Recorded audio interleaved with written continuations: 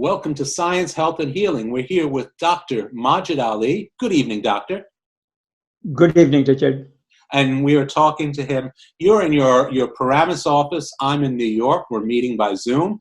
This is the 30th of April, and we're in the midst of the COVID-19 pandemic, which is our subject tonight. Now, doctor, I would like to start off by asking you a non-medical question. So I'm not asking you not as a doctor, but as a citizen of the world and as a longtime seeker of truth. There have been some recent demonstrations in the United States. One of them took place in Jersey in the past week about there's a resistance to the social distancing measures. Demonstrators are warning that this could take away our rights. Some of them maintain that this is some kind of a government hoax. What are your thoughts when you see these kind of demonstrations? Richard, I think the best way to address this very difficult challenge is that we become much more deeply informed with authentic knowledge as to what is the nature of the problem, what is the scope of the problem, how can we strengthen ourselves against the virus so that social distance becomes less of an issue as it has been in the past. So my focus would be what we as individuals can do to get an advantage over the virus. And so that would reduce the pressure on social distancing, in my view. And I think we're going to give everybody some very good information on how they can strengthen their systems tonight on this very show. I'm just going to ask you to look up at the camera, because there you go, we're cutting off the bottom of your head. Now let me ask you about Dr. Fauci. We are taping this again on the 30th of April. Dr. Fauci has been warning, one of the voices have been warning us about a possible second wave of the COVID virus. There's already talk that there are two strains of the COVID virus. One is on the East Coast, one is on the West Coast. So it is evolving, it is a virus. But talk about that. How much of a possibility do you think that at the end of the summer we're going to be dealing with at least an epidemic once again? I think Dr. Fauci is likely to be proven right. The real issue would be, what would be the scale of that problem? There is going to be blending of the corona-19 virus genes with the genes of the seasonal flu strains of the virus. If corona has not come along, corona-19 to be specific, then we would expect that in the fall, as we go into the winter, that there might be a seasonal flu, as it happens every year almost. And so there would be, the key question would be, which I don't think Dr. Fauci can answer that. I don't think anybody can truly answer this question with great degree of confidence. And the question would be that would the expected, anticipated flu strains, the genes of those flu strains which are anticipated as the seasonal flu epidemic, as in the past, would they dominate the genetic influences of COVID-19, this pandemic flu? Or would it happen the other way, that the COVID-19 indeed may dominate genetically those things? So it would then, this question comes back to where I was talking about. My mind more works on how can people get authentic information to weaken the virus and strengthen themselves. And Richard, there have been people, I might give you a little insight into this. Please. There are some communities coming from northern Pakistan who have settled in Boonton, New Jersey, northern New Jersey. Mm-hmm. And as the COVID-19 became a bigger problem, they did lose some members of that community, northern New Jersey, Boonton. And that galvanized the community. And they started listening to their mothers and their grandmothers for what they would recommend. And amazingly, they came up with some ginger-based remedies. And what they tell me is that they are beginning to see that the illness of COVID-19 is not so severe. It doesn't last so well in those. I want to give you just one example to our viewers, so Please. to let them know. If you take ginger vapor treatment, which means you take 2 or 3 inches long pieces of ginger and boil them in water, let's say about 5 minutes. Now, whenever you take this kind of a ginger indigenous vapor treatment of anything, you have to be very careful because the temperature of the boiling water could easily burn a person. So, considering that we are going to be well informed and we are not going to be vulnerable to that problem of burning ourselves by being careless. Now, I will tell you that the vapor treatment, whether you talk eucalyptus oil vapor treatment or you talk about ginger vapor treatment, historically these vapor treatments have been very good. We use glutathione by nebulizer in our practice. My colleagues and I, we've used it for many years, and I have written extensively about it. So the idea that ventilator is the only way to administer some substances with therapeutic effects, which could be a nutrient like glutathione, it could be a natural herb like ginger. Ginger, of course, can be taken as tea, but they have a peculiar way of making bone broth with chicken bones with the ginger added to it. So I put those recipes on my website, WordPress. If they Google it as ginger vapor treatment or ginger bone broth or ginger tea, people can get to that information. There's simple things to do. Okay. Richard, the point is this. Let me just stop you there and ask you quickly now, this just so I understand. The ginger vapor treatment would be while the ginger is boiling in the pot to breathe in the vapors for a period of time, correct? Right. What you do is you put up a towel on top of your head so that the vapor is directed more towards your nostrils and your lungs. And what ginger vapor does is it thins out the secretions. What coronavirus is doing, and that is a special danger of it, and if you have time, we can come back to that. There are protein leaks into the air spaces. They're called alveoli. That creates a condition which is not new, and it has been described for many years in pathology literature. It's called alveolar membrane or hyaline membrane disease. And indeed, President John Kennedy lost his first son, who was born prematurely, to this condition called hyaline membrane disease. And as a result of that, many people learned about this. Now, people at Harvard have reported these things. Other people have also noticed that there are hemorrhages in COVID-19 infections. They can be in the brain, and then people are, of course, very concerned about that. They could be in the kidneys. That means there could be blood in the urine. They could be in the liver. They could be in the muscles, so you will have muscle pain and muscle cramps. The point is that there are so many things. If we can be more aware as to what the weaknesses of the COVID-19 virus are and what our strengths naturally are, and how can we amplify our strengths and how we can weaken the virus. That, as an individual, I believe, is most worthy of it. Give me one more minute, Richard. I want to make one other important point. Okay, please.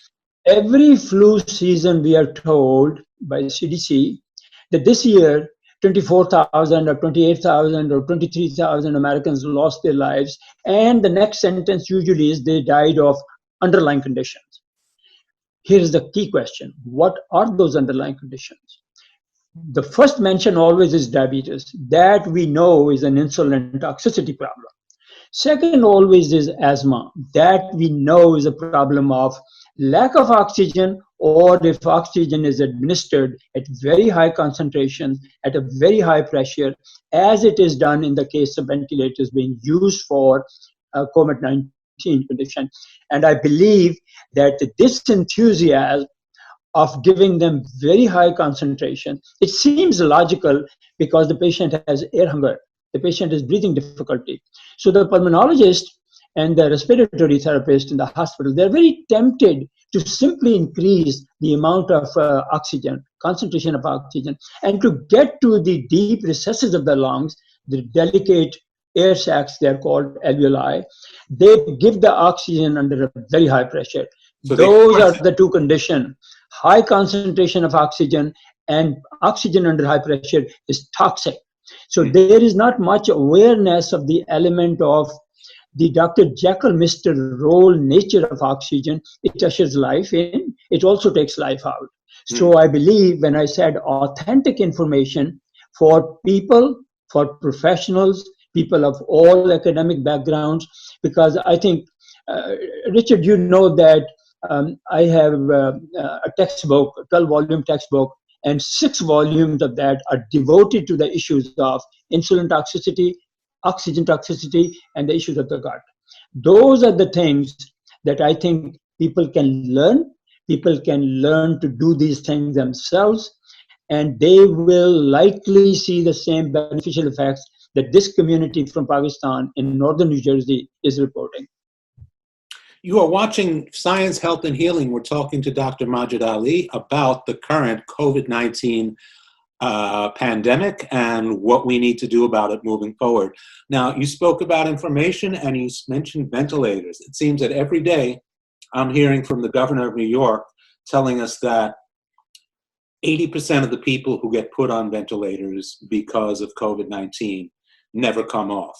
So there's like that's the point. Survival. Okay, actually, I'm happy that Governor Cuomo said that, but I heard from Trump before Governor. I heard it from Cuomo because it is well known. Richard, if you give me 2 minutes, I want to give our listening viewers a personal anecdote. Please. In 2001, as a result of flu, I myself developed acute viral myocarditis, which means inflammation of the heart, of course. My ejection fraction, which is an indication of the functionality of the heart as a pump, fell down to level of 12%, which can be a direct threat to the life, and there would be a multiple organ failure, and I did. Now, here is something I really want to share with our viewers. My pulmonologist happened to be a very close friend of mine at the hospital. And of course, I had just finished my 2 terms as president of the hospital. And so I was some sort of a celebrity. And here I was in intensive care unit with myocarditis caused by flu virus in 2001. Now, Richard, Dr. Stuart Silberstein, 2 days later said to me, half jokingly, he said, you know, Majid, I took a lot of criticism for you. I said, Richard, I'm feeling better, so I'm most grateful to you. So, but I'm curious about why did you have to take criticism when your work was, you saved my life. So who was criticizing you? He said, you forget that you are a celebrity in the hospital. You are president of the hospital, and these medical doctors know, and the administration knows about that, and you've been director of laboratories and chief pathologist. So when a doctor like that gets hospitalized in intensive care, and then it is more than a week, then everybody in the hospital more or less knows that, and they become sympathetic, and they try to visit you. And so the doctors who were visiting, they told me that Dr. Ali has labored breathing, and we can tell it's not safe. Why don't you use a ventilator?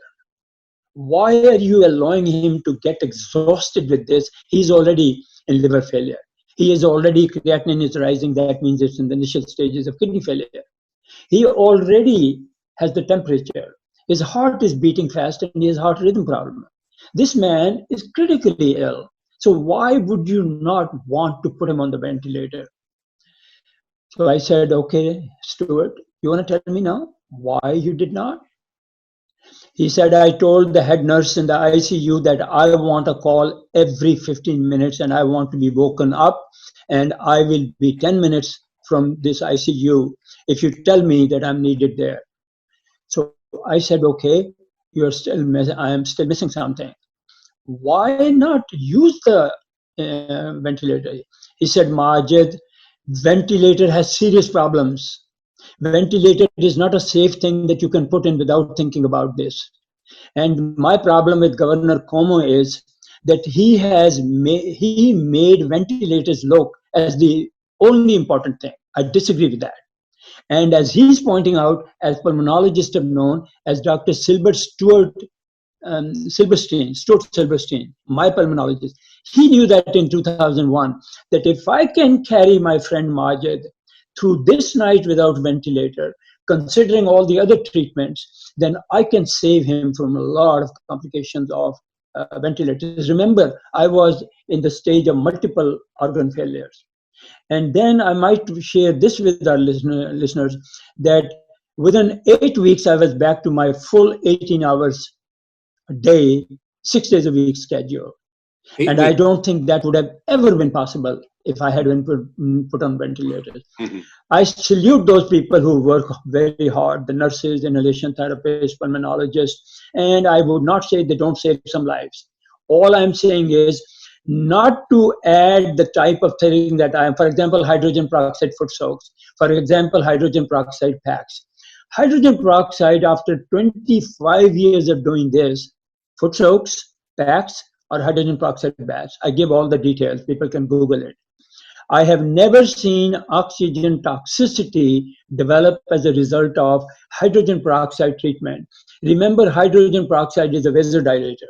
Minute amounts of hydrogen peroxide, which are dissolved through the skin, they increase circulation through the brain, through the kidneys, through the liver. That's where it matters. So my point is that if we were going to supplement ventilator therapies with therapies like we mentioned ginger vapor treatment, I mentioned glutathione with the nebulizer treatment, and we try to do, for example, ginger tea. Dehydration is a very major problem for people who are sick, COVID. And dehydration creates acidity of the tissues and it drops the oxygen. Those are the two conditions that virus loves. We can intelligently figure out how to put the virus at a disadvantage and how to put our own human tissues at advantage. I wish Governor Cuomo and I wish his medical professionals and I wish the people who are advising President Trump would bring in some people. I was a pathologist at Columbia University for 24 years. I mentioned I was a chief pathologist and laboratory director. I'm a solo author of the textbook, The Principles and Practice of Integrative Medicine, in 12 volumes, solo author. There are people like me who know the pathology, who have been pulmonologists, and they also have learned the natural things. I believe that is where we are slipping up. When we say that flu killed 25,000, President Trump got an average number from CDC, and I heard this from him directly. 27,000 deaths with seasonal flu is the average of the last 25 years. That comes to 81,000 Americans lost their lives every 3 years. In at least the last 25 years that we have the hard data from CDC. I think it is an unbelievable dereliction on the part of my profession that every year we see people die. Every year we say they died of underlying conditions. Every year we say underlying conditions are going to be diabetes number 1, asthma number 2, cardiovascular disease number 3, and autoimmune problems number 4. Well, if you would really take any time to learn these things, you will understand those 3 things refer to oxygen number 1, diabetes, insulin number 2, autoimmune problems, gut. Those are the 3 primary energetic systems of the human body, bioenergetic system. So I would not be speaking the way I am doing unless I had documented the clinical benefits, unless I had published, and let me say, end this on this. that all the major points that I am making for people in academic medicine who might be listening to this and who are saying, there's no science in it. Sir, I would tell you, I would show you my papers on the website of Journal Nature. Journal Nature is not a medical journal. The Journal Nature is the top science journal. So every claim that I have made so far in this program, I have a list of those 84 e-publications. These are my pieces published online with Journal Nature. So this notion that this is not scientifically proved, that's idiotic nonsense. So I hope that one big lesson of COVID-19, all this aggravation and the social distancing and the loss of life, I hope in its legacy, I dream that there would be leveling of the playing fields of medical information. That when somebody provides medical information on any medium, television or radio, or the books, or the general public in any format, they will give the equal time to other people on the natural side who, like me, have excellent academic credentials. I might mention that before I came to the United States, I did my surgical boards in London. And I got my pathology boards twice, surgical pathology, clinical pathology in the United States. And I'm board certified in environmental medicine. And I mentioned that I'm the sole author of 12 volumes of textbook, The Principle and Practice of Integrative Medicine. So this thing doesn't wash with me. Oh, you are talking about things which are not scientific. That would be the pathetic thing. We doctors must accept our responsibility that when the facts are staring in our face, and we are told by CDC through the lips of President Trump that the average number of loss of lives in America for seasonal flu is 27 years. That means 81,000 lives lost every 3 years in the last 25 years. Now, how do you defend yourself? No, we will not give them ginger vapor treatment if the patient is on vapor treatment. How do you now justify that since the patient is on vapor treatment, we will not, on the ventilator treatment, we will not do hydrogen peroxide packs on his forehead, or we would not do a hydrogen peroxide packs on his feet or on his leg.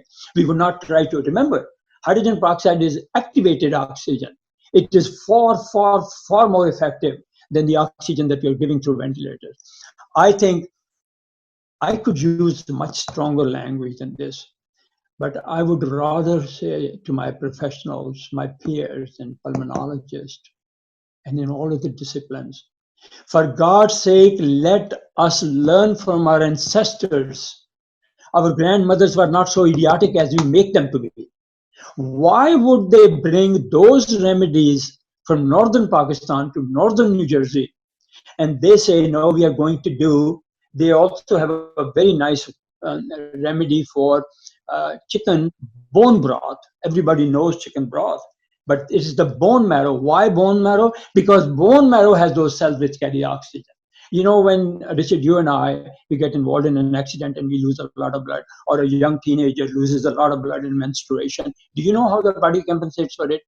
The body has reserves of ready-made blood cells ready to be released in the moments of, in the hours of dire need, acute hemorrhage, any place, or crushing injury. So when you give them bone marrow broth, you are giving a constant, you are giving an effective bolus. So I asked one of those women who was teaching me about this, I said, what is the main effect that you see? She said, Dr. Ali, they are always exhausted. They're very tired. And this in Urdu language, Punjabi language, my mother's language, is called yakhni. She said, chicken yakhni, and I translated it to chicken bone broth because I think in America, yakhni would be hard to pronounce, okay? So I hope that these words, people will look beyond my passion. People might look beyond my accent or my mixing the words together, but they would see an authentic plea from a doctor who has paid the dues. He has done enough publications.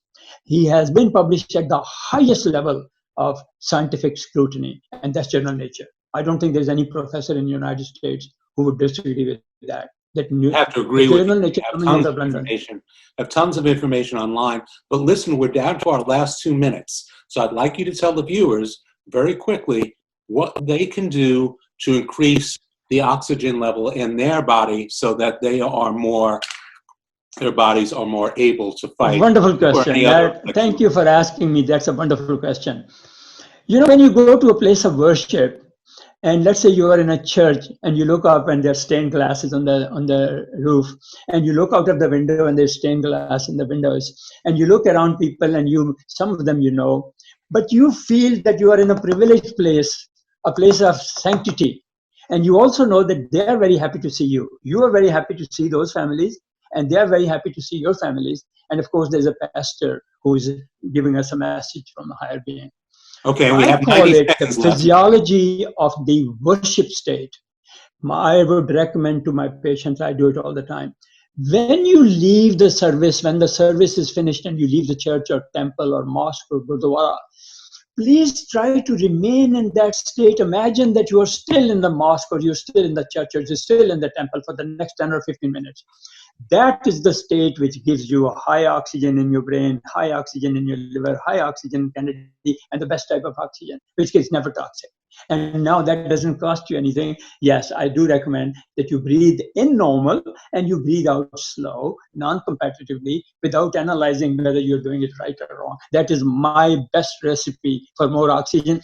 And when you put more oxygen, oxygen automatically burns the acid in your tissues. And those are the two things which will disarm the COVID-19 virus. The virus is very vulnerable to oxygen, and the virus is not strong in tissues which are not very acidic. Maggots, flies, go for decomposing meat, and the maggots appear in, let's call it a maggot phenomenon. Okay, we got It's the 30 same seconds thing left. with virus. It's the same thing with virus. Flu virus COVID-19 has a special propensity for sensing which tissues in the human body are low in oxygen and high in acid, and it goes for them. And that is how it creates pneumonias. That's how it creates hemorrhages. That's how it creates hyaline membrane disease. My plea here is for authentic knowledge. My plea here is not to dismiss those things that we do not study. We have no idea, and which you say it's not scientific. And That we are is all out of time. So bastardization of the word science. we're all out of time. We have to say goodbye to our MNN viewers. And for more information, well, you can go to search out podomatic.com. Majid Ali, M-A-J-I-D, Ali. Thank you, Dr. Ali. We'll speak to you next Thank you, Richard. Thank you.